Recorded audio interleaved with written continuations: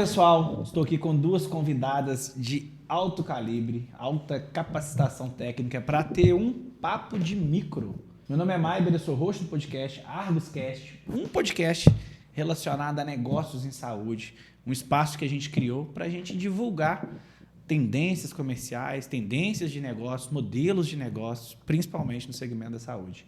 Hoje eu estou aqui com duas convidadas muito especiais e eu gostaria que elas se apresentassem para todos conhecerem também. Meu nome é Daniela, eu sou biomédica, tenho 7 anos aí de formação, especializada em micro, sempre trabalhei com microbiologia e agora me aventurando aí na área comercial. Legal, bem-vindo. E você? Meu nome é Júlia, eu sou biomédica, tenho 15 anos de formada, apesar de ter uma carinha de 20. Uhum. Hoje eu sou coordenadora comercial aqui na Argo Científica e eu trago aí um pouquinho da visão técnica, que durante algum tempo eu trabalhei na área técnica, e agora um pouco da visão comercial também. Legal. O objetivo desse podcast, pessoal, é trazer um pouco à luz o setor de microbiologia dentro de um laboratório. Eu não sou do segmento de saúde, então eu espero aprender muito com vocês hoje sobre esse setor que eu vejo que por muitos anos ele foi até esquecido dentro dos laboratórios. Mas antes da gente entrar no assunto, se você não é inscrito ainda no nosso canal, já vem cá, se inscreva para você receber as notificações em primeira mão todas as vezes que nós postarmos um vídeo, um conteúdo. Eu tenho certeza que são conteúdos muito relevantes que podem, além de abrir a sua mente para os negócios, mas que podem trazer também muito conhecimento para a sua empresa, para a sua profissão, para a sua carreira. Então, corre aí, se inscreva já no canal para não perder nada. E agora vamos dar início, de fato, ao nosso Papo de Micro, um nome carinhosamente escolhido aqui pelas nossas convidadas, para a gente desmistificar um pouco da microbiologia dentro dos laboratórios, dentro dos hospitais. E, para mim, o que eu gostaria de saber, de fato, para a gente dar o pontapé inicial, é qual a importância da microbiologia em nossas vidas. Me explica, eu nunca entendi isso. Então, a microbiologia, eu nunca trabalhei diretamente na micro, né? Que a gente tem a Dani, que ela é bem de dentro mesmo do setor, mas eu sempre vi a micro como um setor isolado. Era um laboratório dentro de um laboratório, onde os outros analistas não mexiam, a gente não podia entrar. Só que a gente via sempre uma movimentação muito grande lá. E aí, aos poucos, a gente vai entendendo que a micro é como se fosse o coração realmente do laboratório. A gente sabe hoje, através de dados, que a próxima pandemia que vamos ter aqui no mundo, né, será bacteriana. Então, será de sepse. E a sepse, ela já é uma das maiores causas de morte no mundo hoje. E os custos com a sepse, elas são muito altos. Então, relativamente à microbiologia e o diagnóstico microbiológico, ele está diretamente ligado a esses custos e a essas mortes. Então, quanto mais eficaz você tiver uma rotina de microbiologia, o melhor resultado você vai ter, um tempo mais hábil, porque você identificar o micro-organismo e tratar de forma assertiva, você consegue minimizar erros com medicamentos, custos desnecessários e internações desnecessárias também. Então, isso impacta diretamente, mais do que dentro de uma rotina hospitalar, laboratorial, na vida do paciente, né? Exatamente. Porque eu vejo que, em muitos momentos, as empresas e alguns profissionais acabam esquecendo disso, né? Porque numa era que a gente precisa economizar tudo são custos. Então, uma frase que eu ouvi essa semana que fala que custo é igual unha, tem que cortar todo dia. E tem gente que leva isso muito a sério, principalmente dentro de alguns hospitais, algumas instituições. Não estou falando que seja isso por mal, estou falando que por carência de recursos, de fato, recursos limitados, realmente a gente precisa reavaliar diariamente tudo ali. E no momento de cortar custos, eu vejo, algumas vezes, o paciente sendo esquecido nessa equação, a qualidade de vida do paciente.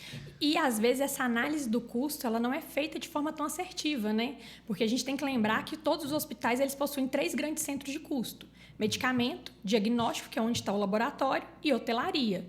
O diagnóstico ele não é o mais caro. Então, eles esquecem que quanto mais você investe no diagnóstico, mais rápido você consegue liberar e ter um uso mais racional dos outros meios. O leito hoje, ele é ele é o recurso mais caro dentro de um hospital. E mais limitado. E mais limitado. Ele precisa ser utilizado de forma assertiva. Então, assim, um diagnóstico certo, ele consegue fazer um giro de leito. E é aí que você tem a lucratividade. Então, quando a gente vai falar de reduzir custo, por que não otimizar uma rotina para reduzir o outro custo? Eu vejo que um dos maiores problemas, falando de SUS, falando de Sistema Único de Saúde, assim, na minha opinião, o SUS é um modelo sensacional.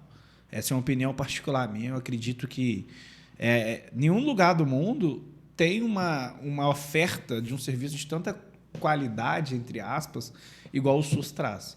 Qual que é o problema do SUS que eu vejo? A fila. É você conseguir ser atendido. Mas depois que você entra no sistema, o atendimento é sensacional.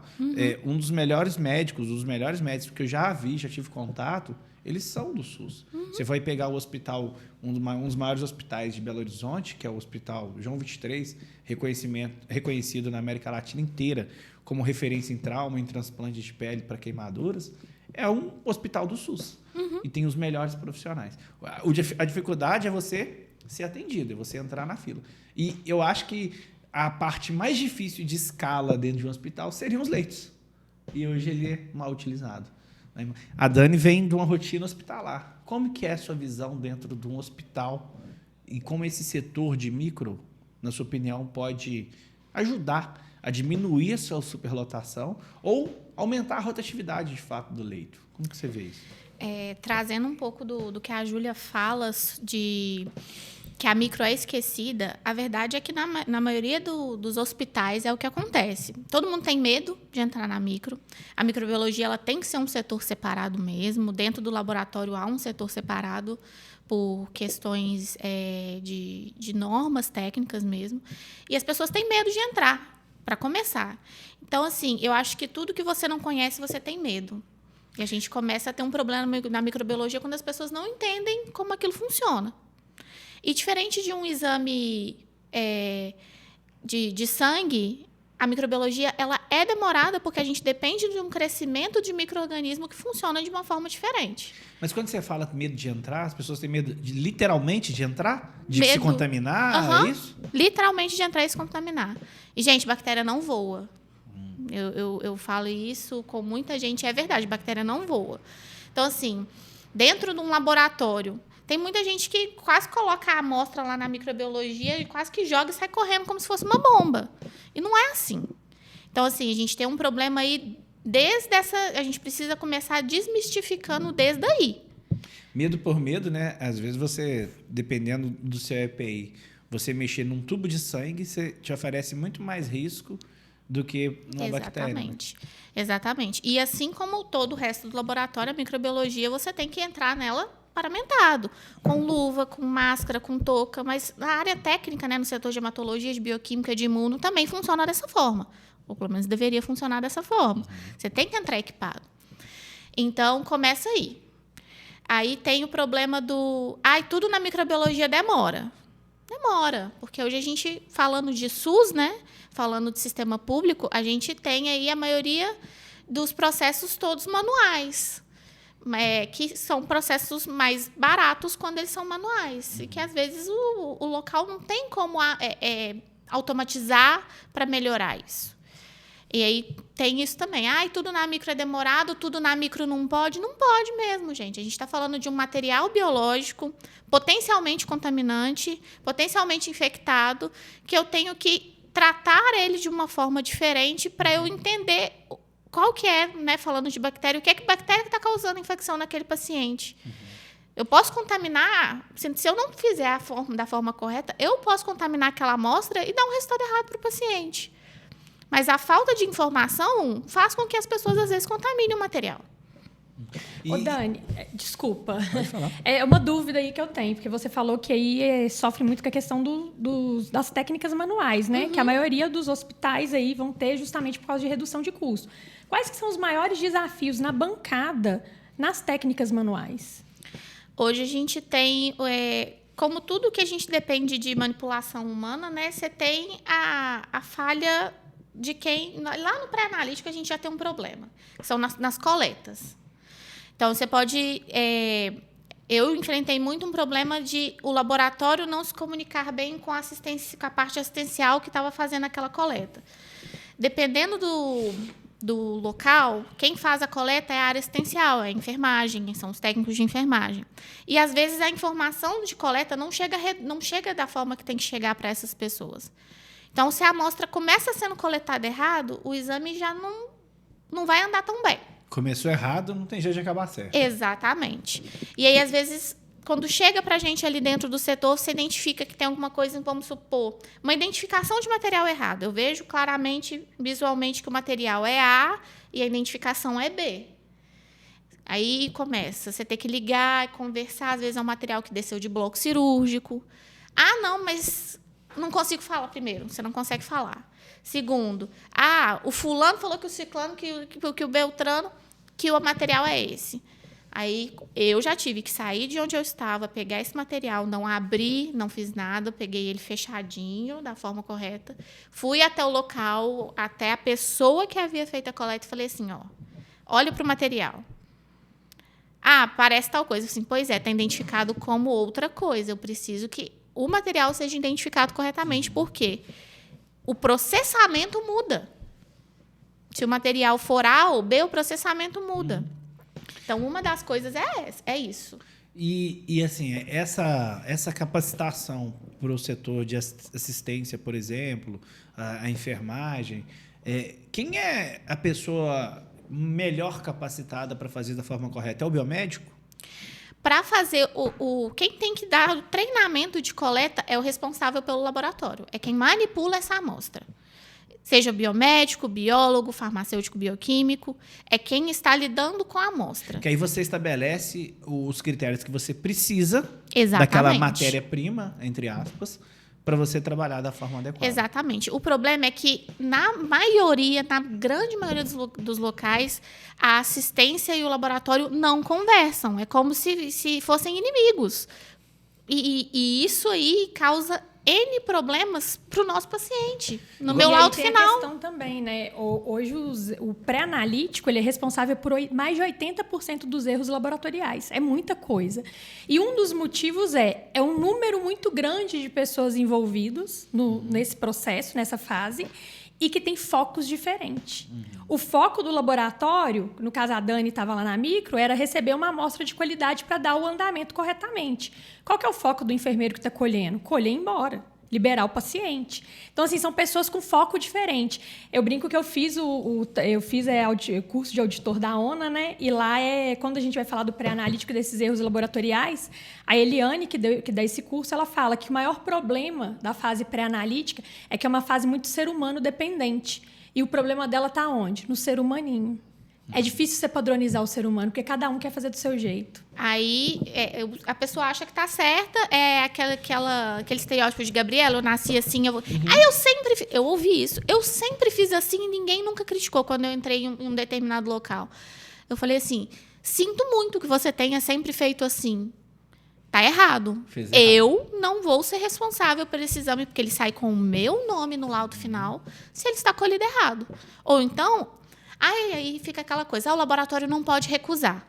Eu ouvi isso, o laboratório falou assim, beleza, não pode recusar. Eu liberei o laudo com 3 notas diferentes. Falando sobre qualidade da amostra, que a amostra não estava no padrão, falando sobre potencial contaminante, falando que o micro-organismo que eu eventualmente tinha isolado e identificado podia ser um contaminante que o médico deveria considerar. Ou seja, eles queriam um laudo, o laudo estava ali. Só que eu estava atestando que aquele exame estava errado desde a coleta. Esse é só um exemplo do que a gente vê dentro de um laboratório, né? É comprovado que 70% dos diagnósticos médicos, dos fechamentos diagnósticos médicos, eles usam de algum tipo de exame de análises clínicas. E dentro da microbiologia, pelo que eu vejo, é fundamental para a prescrição de drogas terapêuticas e de infecções. E eu vejo essa falta de cuidado, às vezes, ou falta de preparo, porque eu acredito fortemente que ninguém sai de casa querendo errar, querendo fazer de uma forma que não seja adequada, querendo prejudicar alguém. Eu acho que essas coisas acontecem no processo por falta de alinhamento, falta de comunicação, falta de preparo, capacitação. E é muito preocupante, né? O tamanho do nosso país, o tamanho dos nossos hospitais, a demanda que a nossa população gera. E hoje em dia a gente ainda está falando nesse tipo de cuidado, nesse tipo de qualidade. Né? São muitas amostras contaminadas, de fato. Como que você vê isso, essa falta de preparo, afetando a vida e a capacidade profissional ali do setor de microbiologia, por exemplo? Maiber, quando a gente fala de microbiologia, eu tenho que entender o seguinte: o impacto na microbiologia ele é maior no sentido de que refazer um exame de microbiologia leva dias, atualmente, principalmente quando a gente fala de rotina manual. Então, ele leva dias. Para começar. E o seguinte, um paciente internado com algum tipo de infecção, e uma infecção que não está ali respondendo ao tratamento padrão, né, que o médico às vezes começa para até sair o resultado, a gente tem um paciente que já está ali em uso de medicação, uma amostra que, se eu precisar recoletar, porque eu identifiquei alguma inconsistência, o paciente já está no uso desse antibiótico, e aí a gente tem uma dificuldade de obter uma nova amostra e obter um crescimento satisfatório para entender. Então, a gente tem a micro, ela já começa a ser mais melindrosa por aí. Mas, vamos falar ali de exame de urina, cultura de urina. Estou com uma infecção urinária muito comum em mulher. Urina, a gente tem uma microbiota normal. Então, a gente tem micro-organismos que a gente considera esperados no crescimento. Como que você otimiza isso? Passando quando, né, a pessoa consegue colher a urina sozinha, passando uma orientação correta do preparo para fazer aquela coleta de amostra. Então, a gente fala aí de pré-analítico mais uma vez. Quem que às vezes passa isso? A enfermagem, que vai passar essa informação. Ou quando o paciente está internado, a enfermagem vai lá e acompanha a coleta com o paciente. Só que acontece, dessa amostra descer, a gente vê claramente que ela está sem asepsia nenhuma. Porque crescem 4, 5 tipos de micro-organismos diferentes. Eu não posso ficar olhando, a gente faz a semeadura em placa, eu não posso olhar para a placa e fazer, eu acho que é esse aqui que está causando infecção no paciente. Não existe isso. Agora, existe uma forma, hoje, de algum mecanismo, alguma forma de leitura que a gente consegue separar o que é, de fato, microbiota adequada, esperada, o que é uma contaminação, o que é uma sujeira da amostra e o que de fato a gente precisa analisar? Existe algum mecanismo para a gente ter um pouco mais de segurança ao analisar isso? O olho do microbiologista é padrão ouro para tudo, né? A bem da verdade é essa. Só que a gente consegue... Hoje a gente sabe como se a amostra é uma amostra, falando de urina, mas adequada ou não, quando eu identifico o número de células, se está com muita célula ou não, quando eu identifico presença de alguns tipos de bactérias que são da microbiota ou não. E o fato de crescer muitos micro-organismos na cultura. A literatura fala para a gente que mais do que 3 micro-organismos em qualquer cultura é considerado contaminante. Na urina, frequentemente, quando não é um paciente aí sondado, um paciente com qualquer outra já anormalidade que tem alguma doença de base, alguma coisa, a gente vê que acima de 2 já pode ter alguma coisa errada. Entendi. E os tipos de micro-organismo. Então, assim, a gente não espera o crescimento de um grupo de bactéria que é bastonete gram-negativo numa urina de uma pessoa saudável. Sem sintoma, ou então apresentando algum sintoma leve, pessoa jovem. Se eu tive um crescimento ali de a gente tem um ponto de corte de 30 mil unidades formadoras de colônia para cima, já é indicativo de infecção. Agora, se cresce 3, 4, 5 tipos desse grupo bacteriano numa amostra de urina, eu já acho que é algum contaminante. Entendi. Mas, vamos lá. Século XXI, 2025, a gente está falando de IA, cheio de IA, fazendo tudo, sendo autônomo e tudo mais. Júlia, existe alguma coisa de forma... seja um pouco mais automatizado para a gente errar menos? Com certeza a automação ela vem, assim como ela veio em outros setores do laboratório, para otimizar e para diminuir os erros. Então, assim, a fase analítica hoje ela é muito controlada, porque ela tem automação. Na microbiologia não é diferente. Você consegue também automatizar e colocar equipamentos que são capazes de diferenciar sujidades de micro-organismos potencialmente infectantes. Eu acho que, acima de tudo, né, a gente está falando de vidas. A cada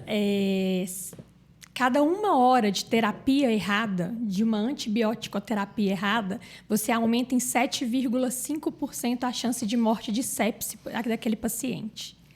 Coloque isso daí em 12 horas. Coloca isso aí dentro do hospital com 100 leitos. E aí a gente pergunta, quanto vale uma vida? A verdade é que, trazendo aí a gente fala muito do exame de urocultura, porque ele é, dentro das culturas, um exame que sai mais rápido. 45 minutos para o positivo, 3 para o negativo. Vou tirar até da internação. Esse paciente chegou no pronto-socorro. Cheguei no pronto-socorro, estou com sintoma de infecção urinária, o doutor está doendo. Ele vai pedir, no mínimo, um exame de urina, né, composto por cultura, rotina e gram, um hemograma e um PCR para mim. Talvez ali um marcador de função renal, se eu tiver com muita dor. 3 horas, o médico consegue esperar para sair junto com os outros resultados, para eu sair com uma receita de antibiótico ou não. É claro, a clínica é soberana. Não é errado eu chegar com os sintomas, os sinais e sintomas, e o médico já me dá essa receita do antibiótico, porque eu estou lá sofrendo com dor. Não tem nada de errado. Mas e se não for? Existem formas melhores de fazer, né? Exatamente. Mas e se eu não estiver com uma infecção, uma infecção urinária bacteriana ali? Se eu tiver com uma inflamação, se eu tiver com alguma coisa que, na verdade, é renal e passou batido? E ficar tomando esses antibióticos de forma regular, constante, mesmo que faça sentido, mesmo que você precise, mas a maioria das vezes a gente vê que você toma sem precisar. Exatamente. Qual o impacto disso no organismo de uma pessoa normal? O que isso acontece no longo prazo? Então, atualmente, assim, as pessoas não tomam antibiótico da forma certa. Mesmo quando você precisa. Estou com infecção, tem que tomar antibiótico de 8 em 8 horas por 7 dias. Chega no 4º dia, eu largo o remédio de mão. Ou porque está me dando algum efeito colateral, ou porque eu comecei a esquecer, ou porque eu quero beber, eu quero sair, e eu já estou boa mesmo, para que eu vou continuar? Então, primeiro é isso, as pessoas abandonam o tratamento. Aí as pessoas, ou então tomei bonitinho, aí eu tive hoje infecção de urina e tomei amoxicilina. Daqui a um mês eu tive infecção de garganta, tomei azitromicina. No mês seguinte, eu tive outra infecção de urina. O médico foi e me deu amoxicilina de novo, porque já tem 2 meses que eu tomei. Eu vou fazendo um acúmulo desses antibióticos no meu corpo. E, igual eu falei, nós somos compostos de microbiota. Nós temos bactérias boas, necessárias para o funcionamento do nosso corpo. Toda vez que você toma um antibiótico, ele não escolhe que bactéria que ele vai matar. Ele vai lá num grupo, mas ele não vai numa bactéria específica. Nós temos microbiota, nós temos bactérias que são importantes para o funcionamento do nosso corpo. Quando você toma um antibiótico, mesmo quando necessário, ele vai causar vai matar todo mundo. Então, assim, muito comum. Nossa, tomei antibiótico, mulher, né? Tive candidíase. Por quê? Porque a mulher geralmente está ali, ela é colonizada pela cândida, é um fungo oportunista e a imunidade baixa, ela vai para cima. Isso vai acontecendo. Com o tempo, as bactérias vão se tornando mais resistentes àqueles antibióticos mais usualmente prescritos. Estou falando aí de uma amoxicilina, de um levofloxacino, de uma azitromicina. Com o Covid, né? Usou-se muito esse antibiótico e a gente aumentou muito a resistência bacteriana. Então, o problema disso é resistência bacteriana. Mas me explica uma coisa. A bactéria, ela é um organismo. Sim. Um organismo ele é composto por DNA. A bactéria muta? Muta. Ela muda? Sim. Melhora? Para elas melhoram, para a gente piora, né?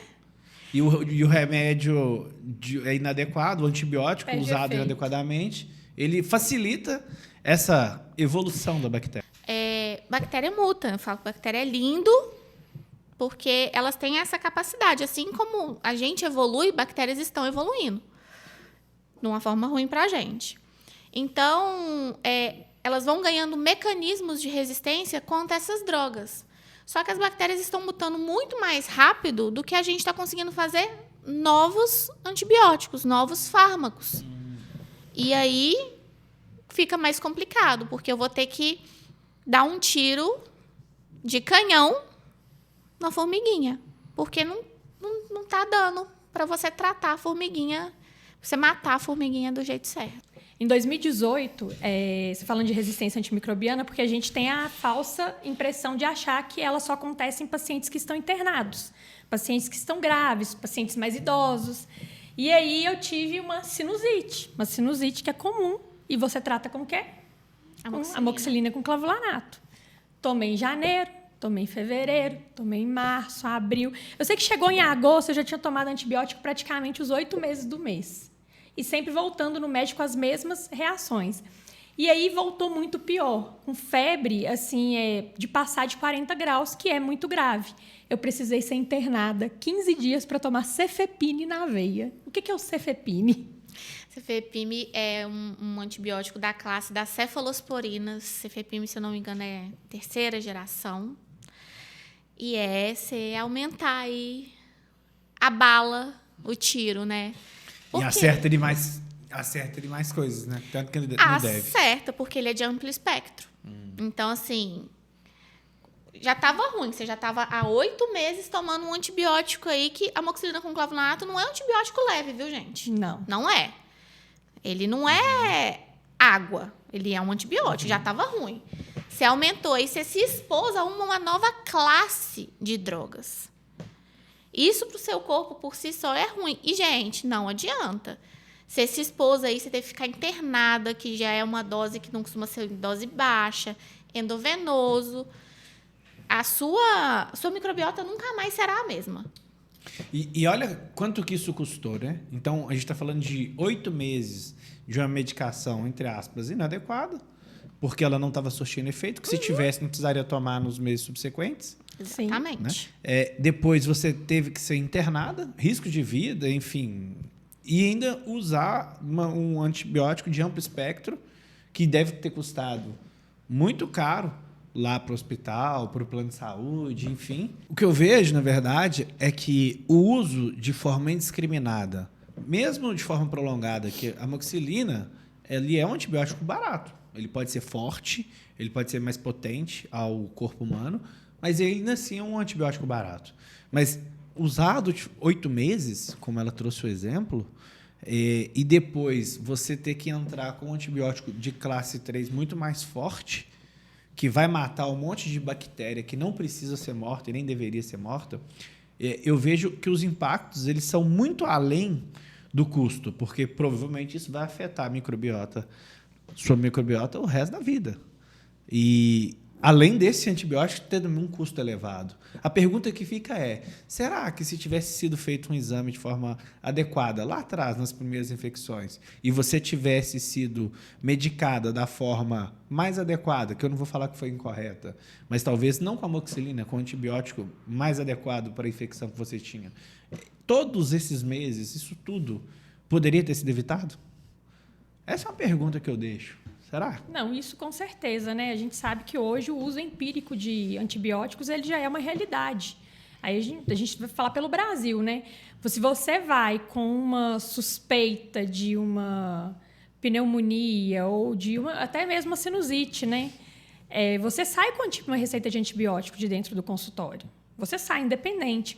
O filho chegou com febre, claro, gente, nenhuma mãe quer esperar 3 dias o filho com febre, chorando, sofrendo, para entrar com antibiótico, mas é o ideal, é o melhor para o seu filho.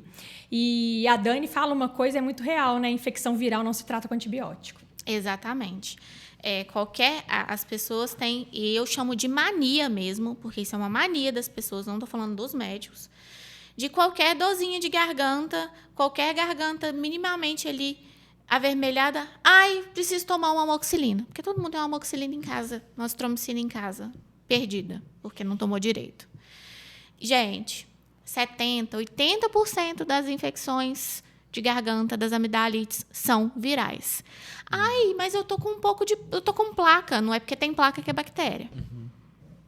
Febre baixa, uma placa mais localizada. Você tá com a garganta ali ruim, mas nem tanto. É viral. Você quer ter uma dúvida? Você é viral? É o que a Júlia falou. Espera ali 72 horas. Mas hoje eu vejo médico de Google, né? Então o pessoal está pesquisando. Agora é ChatGPT. ChatGPT. Está pesquisando, coloca ali os sintomas e vê o que pode ser. De forma conveniente, a gente lê o que a gente quer. Então. E nós somos muito imediatistas, né? A gente quer melhorar da forma mais rápida. E apesar de antibióticos não serem vendidos sem prescrição médica, sempre existe um jeitinho. Um jeitinho brasileiro. Hoje, a técnica manual você é muito limitado. Então, tem algumas identificações que você fica limitado a fazer e tem que terceirizar. Qual que é o risco da terceirização? É o transporte da amostra, o pré-analítico e a demora também. Porque se perder, tem que fazer tudo de novo. Agora, imagina perder um líquor. Nossa. É o que eu falei. Imagina você refazer um exame de microbiologia. O médico colheu e entrou com antibiótico. A amostra já nunca mais vai ser a mesma. Exatamente. Na maioria das vezes ela não cresce, porque o antibiótico, mesmo que por algum motivo pode não estar fazendo efeito naquele paciente, ele inibe o crescimento em placa. Ontem eu dei um treinamento e eu falei muito sobre isso. Não é porque é SUS que é ruim. Não mesmo. A gente acha que só o particular é top. E eu acho que tem que aumentar o nível de consciência das pessoas, porque muita gente não entende a importância. Mas nós já temos profissionais dentro dos laboratórios que já olham com um olhar muito mais estratégico para a implantação de novas metodologias. E hoje também a gente tem aí as comissões de leito dentro dos hospitais. Essa comissão de leitos ela é multidisciplinar. Durante muito tempo o laboratório foi retirado dessas comissões. Mas hoje em dia o laboratório já é parte integrante. E para que serve essa comissão? Para fazer a vigilância epidemiológica, para contribuir. Essa é a CCIH? Não, a CCIH ela faz parte da comissão, que é assim, a CCIH e a microbiologia laboratorial ela tem que andar ali lado a lado, porque é a sua força, a sua maior força para você implantar novas tecnologias, novos métodos. Muito legal, muito legal. Algum complemento, Nani?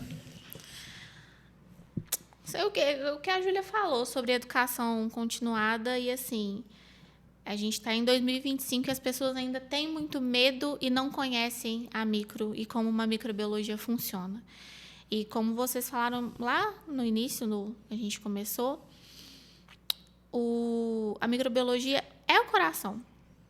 Porque as infecções, as doenças causadas por infecções, né, principalmente bacterianas, aí, que são diagnosticadas dentro do hospital, ou fúngicas, elas têm um impacto gigantesco no hospital e principalmente na vida desses pacientes. Legal demais. Agora vamos caminhar para o final. Agora deixa uma mensagem para o profissional que está na microbiologia, para o profissional que gostaria de estar, uma mensagem sobre isso, sobre essa conscientização. Se pudesse dar esse recado para alguém, o que você falaria? Assim, todo microbiologista a gente não para de estudar nunca, sabe, Maiber? Porque, como a gente falou, bactéria ela está sempre ali evoluindo e a gente tem que acompanhar. Só que eu tenho visto que algumas pessoas estão parando no tempo. Estão acostumadas com a automação que está no mercado e que existe e eu estou feliz com isso. Então, é continuar estudando, porque o mercado não parou e a microbiologia não vai parar. As bactérias não vão parar de mudar e de surpreender a gente. O que a gente, enquanto profissional, tem que fazer? Se capacitar e entender melhor, porque o resultado é no paciente, é literalmente salvando vida. Entendi. Júlia? E o microbiologista, ele é muito importante nessa cadeia de implantação de novas tecnologias, porque ele que vai fazer o levantamento da necessidade do setor, ele que vai identificar quais são os gargalos do seu setor. E, gente, não tenham medo de inovar, de colocar coisas novas. Aquilo que hoje no laboratório é muito bem consolidado, um dia foi novo. Então, as pessoas têm medo da novidade, né? Então, assim, validem novos métodos, estudem sobre os novos métodos, entendam que o mercado está numa mudança constante e cada vez mais vão ser implantadas dentro do Brasil, principalmente, novas metodologias a fim de auxiliar a liberação do resultado mais rápido. E eu acho que o nosso foco é esse, a assistência ao paciente. A gente não pode parar no tempo em nosso prol, porque a gente fica acomodado, né? Num sistema, tô acomodado, sempre foi assim, não vou mudar. Mas a gente precisa arriscar. E esse arriscar não é para trazer risco para o paciente ou trazer risco para o setor. É muito pelo contrário, é você auxiliar numa liberação mais rápida, num diagnóstico assertivo, e aí sim, a terapêutica do paciente ser muito mais rápida. E vamos lá, né? O Brasil, ele é um país emergente, é um país dito aí de terceiro mundo. Apesar da gente ter acesso com a globalização, a gente tem acesso a todas as tecnologias que são utilizadas no mundo. Basta a gente olhar o que está sendo utilizado para um diagnóstico preciso na Europa, nos Estados Unidos, né? Em países ditos de primeiro mundo, ou seja, com acesso a mais tecnologia e mais recursos. E a gente tem que, na medida do possível, importar essa tecnologia, trazer. E é o que a Argos já faz, o que as empresas respeitadas do segmento já fazem. O nosso papel, pelo que eu vejo, é trazer essas tecnologias e deixar à disposição. E com a capacitação do profissional, com esse estudo contínuo sobre todas as tendências de mercado e entender o que as bactérias, no que as bactérias estão se transformando, a gente aplica as tecnologias. Então, eu vejo a tecnologia, as empresas, com o estudo do profissional, juntando para salvar a vida do paciente, para dar uma melhor vida, uma medicação mais adequada para o paciente. Se eu entendi alguma coisa desse papo de micro, foi isso. Está tudo disponível. A gente precisa nos reeducarmos para simplesmente utilizarmos tudo que já existe. O conhecimento está aí, ele só tem que ser utilizado. E a gente, por opção, acaba não utilizando. Nosso papel é isso. Esse espaço aqui, pessoal, foi criado para isso. Para a gente trazer esse conhecimento, para a gente trazer esse know-how, o que a gente vê no nosso dia a dia, né? Os nossos convidados, a experiência dos nossos convidados, trazer isso aqui à tona.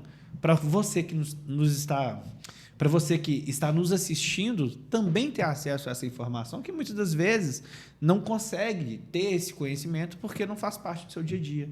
Você não tem esse contato com um fornecedor, com uma biblioteca de estudo, enfim. E esse espaço ele foi criado exatamente para isso. Espero que vocês tenham gostado desse episódio. Esse foi o primeiro episódio sobre microbiologia. Teremos mais temas relevantes também.